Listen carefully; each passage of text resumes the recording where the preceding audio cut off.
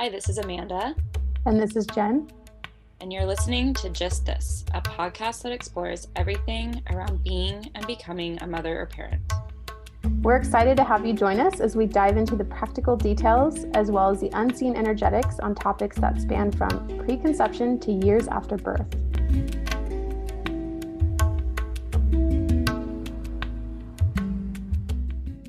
All right. We are all fired up today to talk about babies. No, to talk about getting pregnant.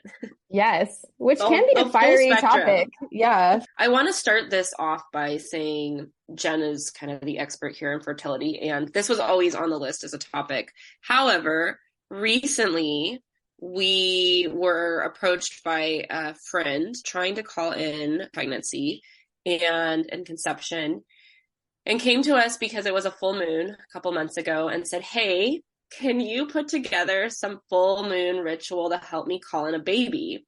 And I immediately was like, yes, let's do this. And Jen and I sat one morning instead of recording our podcast and banged out this really beautiful fertility ritual. It can be done anytime, but it was a full moon fertility ritual, I believe. Mm-hmm. Yep. Maybe it was a new moon fertility ritual, one of the two. And lo and behold, she's pregnant. I want to say 2 months later, not even. It was very quick. It was. And so we'll have her back on the podcast to talk about it in the future. But we just kept talking about this, and Jen was very inspired because of all of this unfolding to talk about fertility and maybe share some of the concepts that are at the core of this ritual and what went into it and the magic behind it. So that's kind of where it went. And then I, of course, want to play devil's advocate on this call, which I told her. So we're going to go, we'll just dive in and we'll start. Yeah, I like it. And it's so funny too, because you've been wanting to do this topic for a while and I've been so not feeling it. And I just want to point out how sometimes I think it's meant to be like that. I kind of felt bad for a while because I'm not feeling it, even though I do have a lot of knowledge base in it and experience. Maybe it's meant to be. We had to do this ritual first and then feel re-inspired to talk about fertility. So you are the fertility expert. I mean, I have my opinions about it, but there's certain things sometimes that I just prefer to be more peripheral on, such as fertility or baby sleep, things like that. So yeah, I love it. Okay, so what's your devil's advocate? Oh, well, I'll bring those out as you go through. I've already kind of prefaced you before. Okay. Recording, cool. Yeah. All right, so I'll get started here and then you can just throw stuff in as we go. But I do want to just kind of say in the beginning here that this is not a very medical science-y topic. This isn't more stuff if you go to your acupuncturist and things you're not just going to find on websites, because really, I think we have enough science base. There's tons of that in fertility online. You can look at it. And what I really like to look at is the other aspects that get brought into our lives, which is the mind, the body. Well, the body, of course, is the more physical aspect, but the emotions too.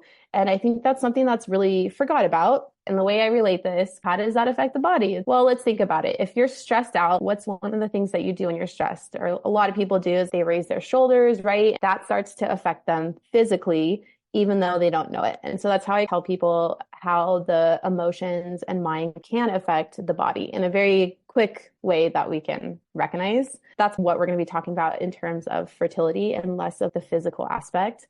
And I also want to say too that getting pregnant is kind of a miracle in a way. And I say that because really there's only 3 to 5 days when you can actually get pregnant.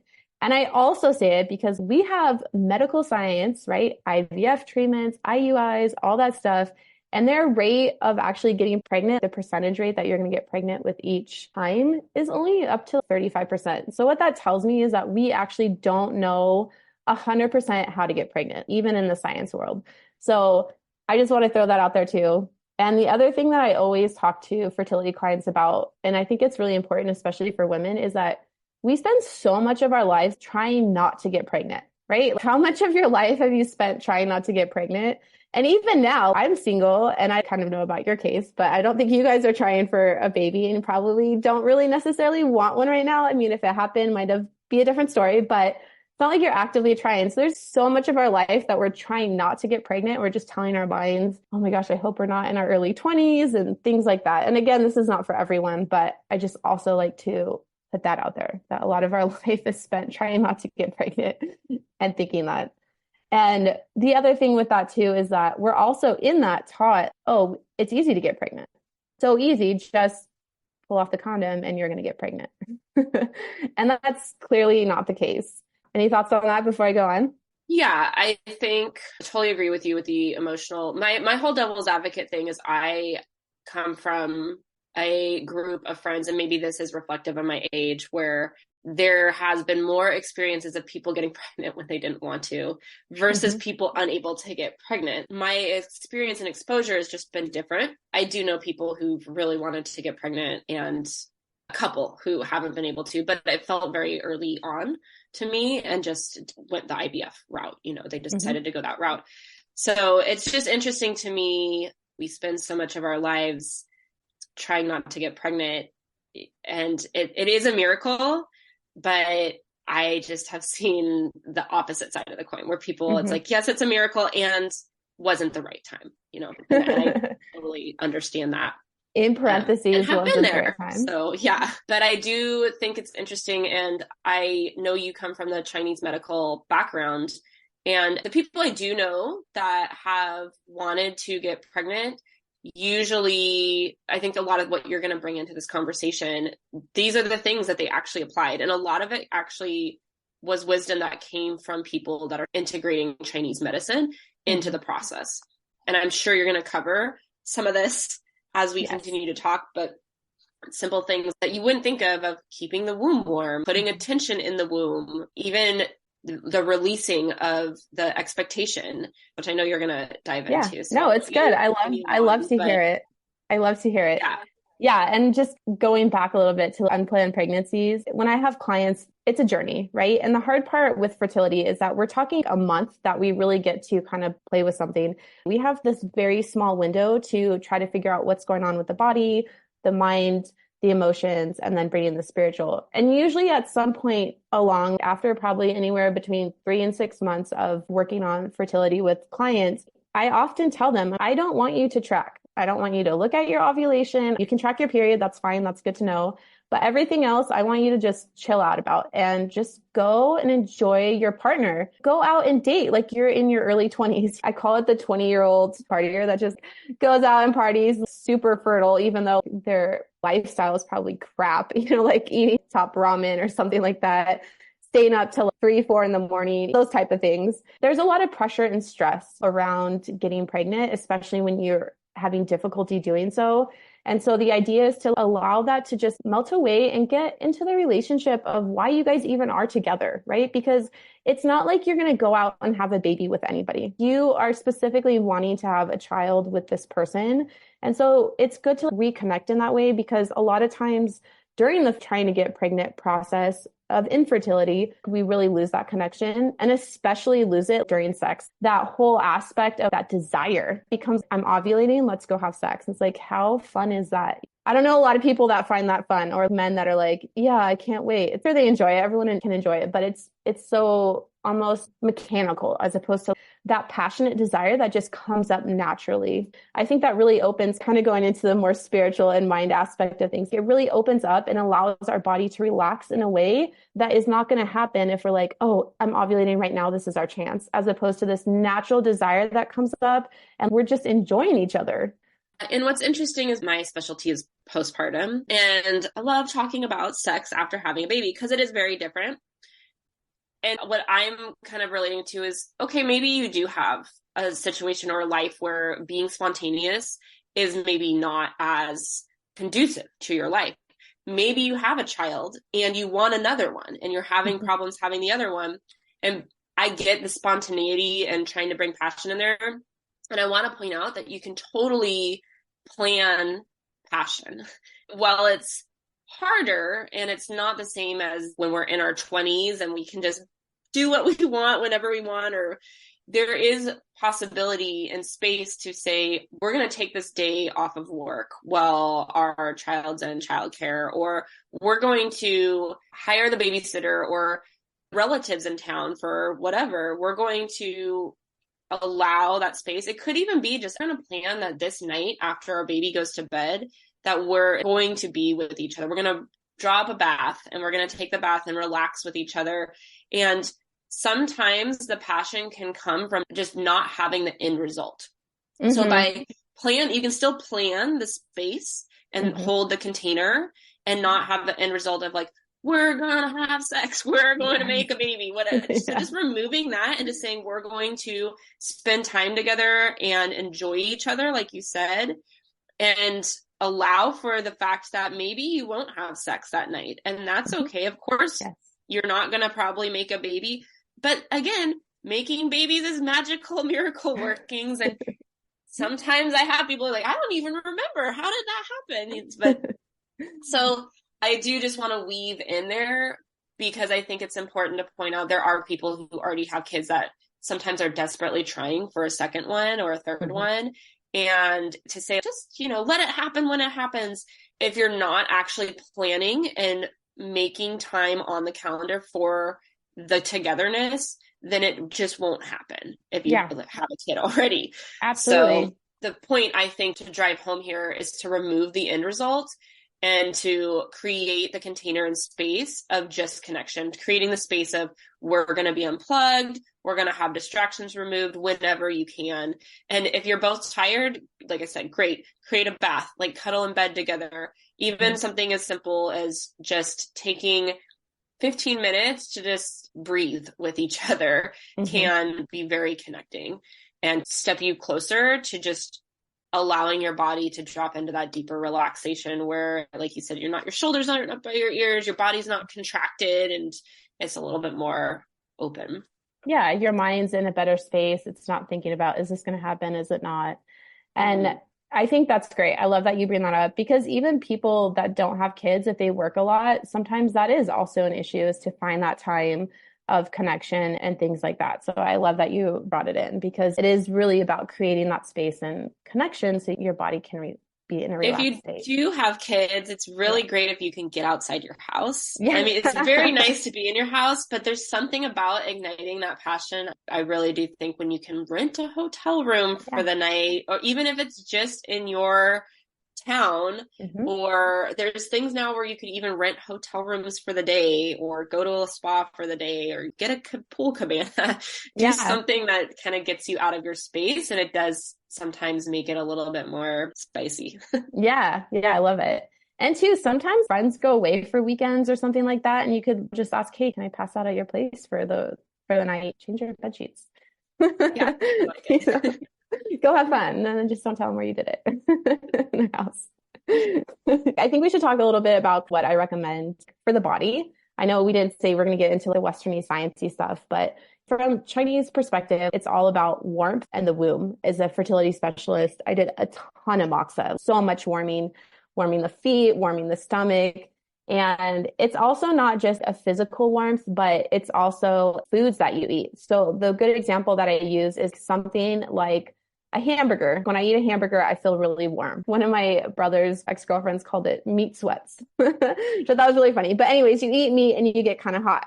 And then you eat something like watermelon, and that's actually really cooling, or cucumbers, right? When you eat them, even if the watermelon was left out on the counter, when you eat it inside, it actually cools down the body. So all food has some form of temperature, and depending on who you're talking to, there's a little bit of difference.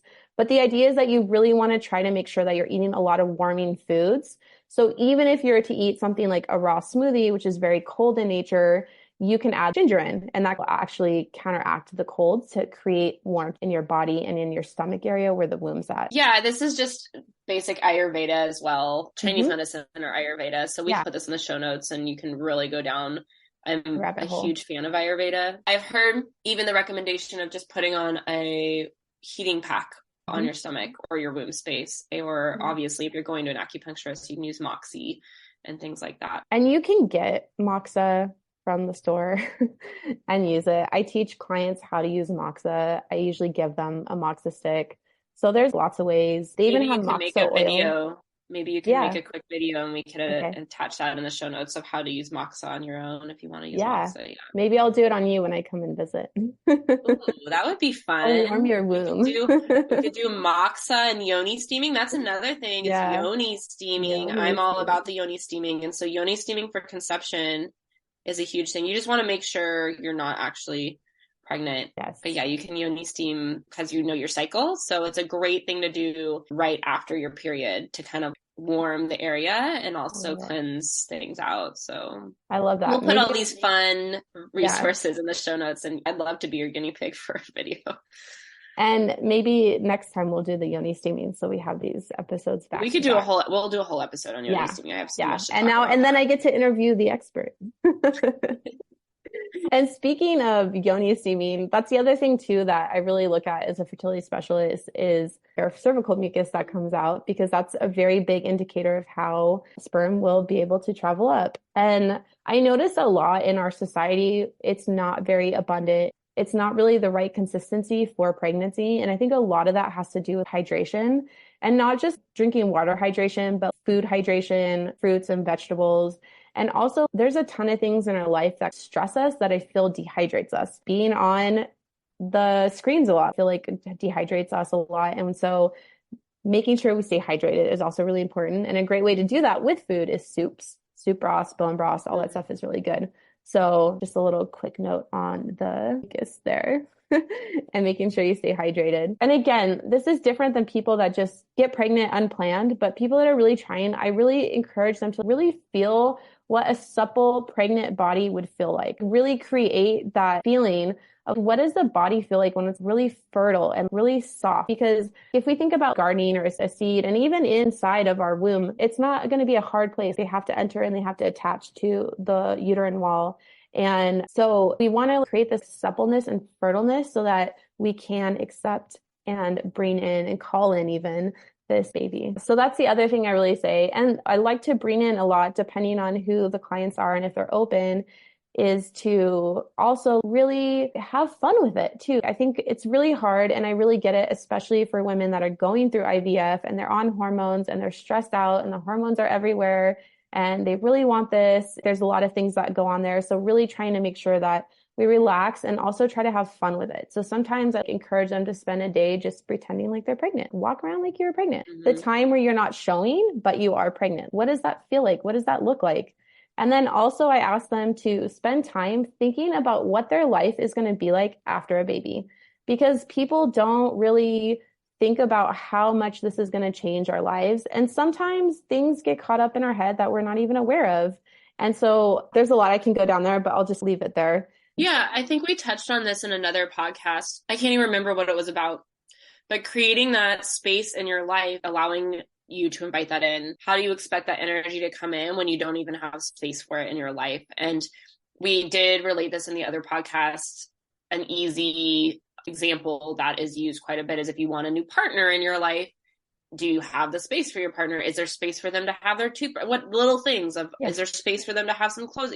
Are you open to that space physically, which then kind of feeds into the energetics, because if you're doing it physically, then energetically that's going to catch up. It's easier for us to see the physical versus we're like, yeah, we've energetically opened up the space for it. But it's like, have we really? So doing something physically, sometimes it helps allow us to energetically connect to it a little bit more. And the same for, I know people who do this too, you know, they'll start creating, or this is where the baby will sleep, or this is what it will look like. As if we're touching on this woo manifestation part here. Yeah.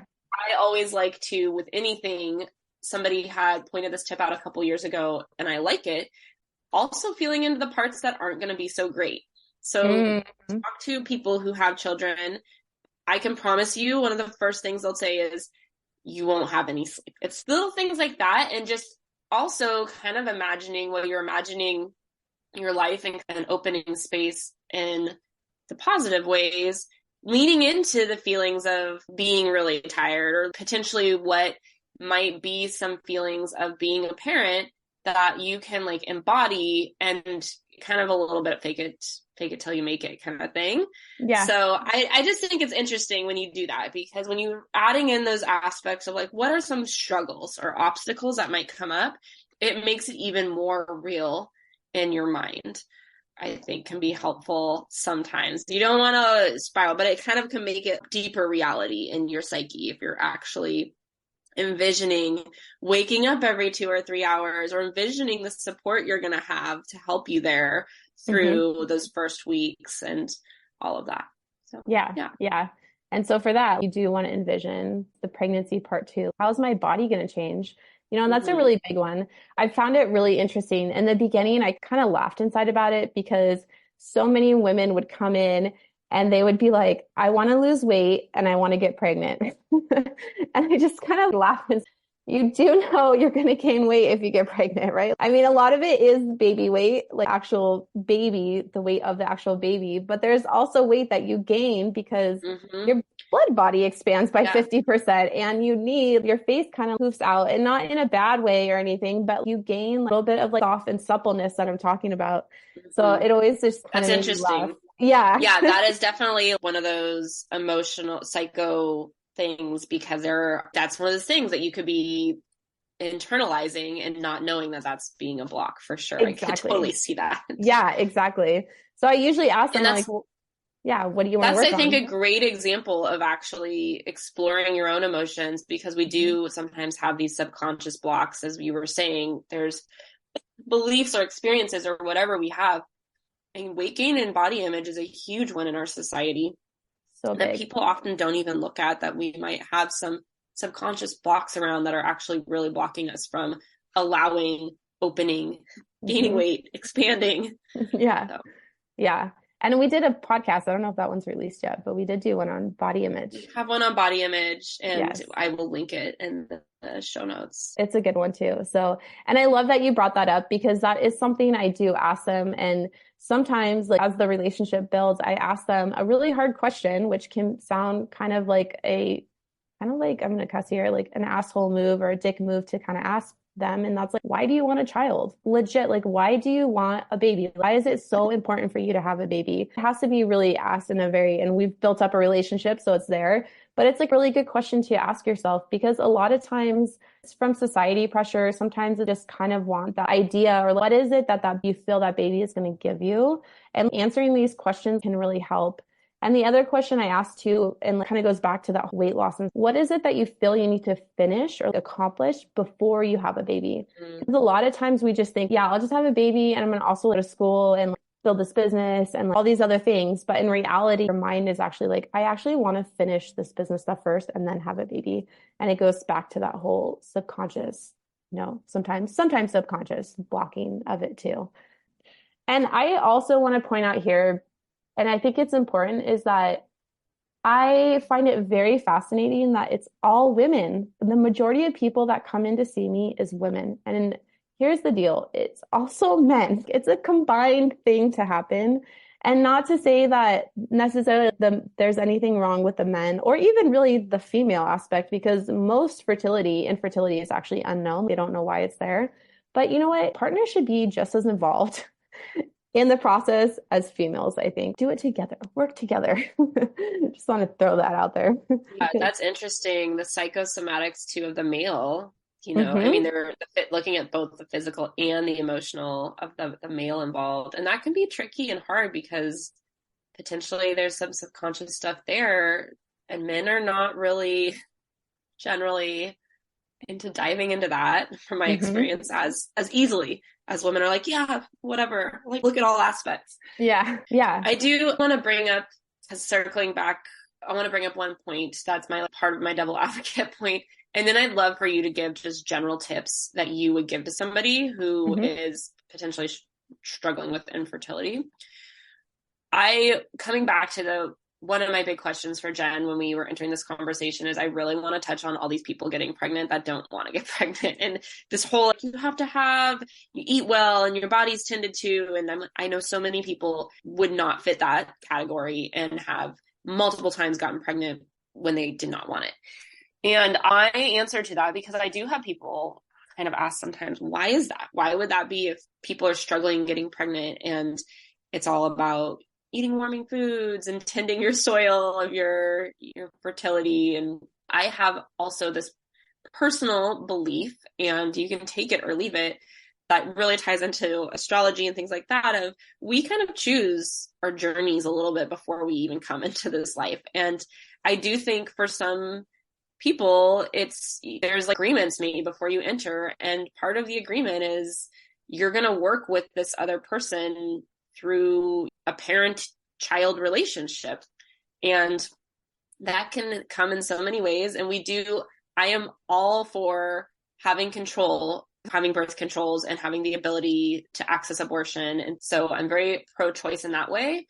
But I do think sometimes there is this element of what are the chances, or what are the possibilities, or why is this happening? Like, my personal belief is maybe there was some agreement and this, was meant to happen, but we still have free will to do what we want, which I think is great. That's my personal belief of why the most unlikely people will get pregnant and be like, no, this is not what we want. But there's people who are trying really hard that just never can make it happen. So It's a mystery. Like we said, conception is a miracle, birth is a miracle, and there's really no answer, but we can all have our ideas. And that is my idea. I don't know if you have an idea around that. Yeah, I think we can have actually pretty good intuition, but there will always be a factor that it could be wrong. And it also goes back to that podcast where we talked about, birth is not like ordering kitchen cabinets. There's always an aspect that we just can't control. And it's really challenging because I feel in society, and especially science, it's made us feel like we do actually have control. If I just eat healthy and eat all these warming foods and go to the acupuncturist and get IVF, we're going to have a baby. There is something outside of us that we just can't control. There's always that aspect.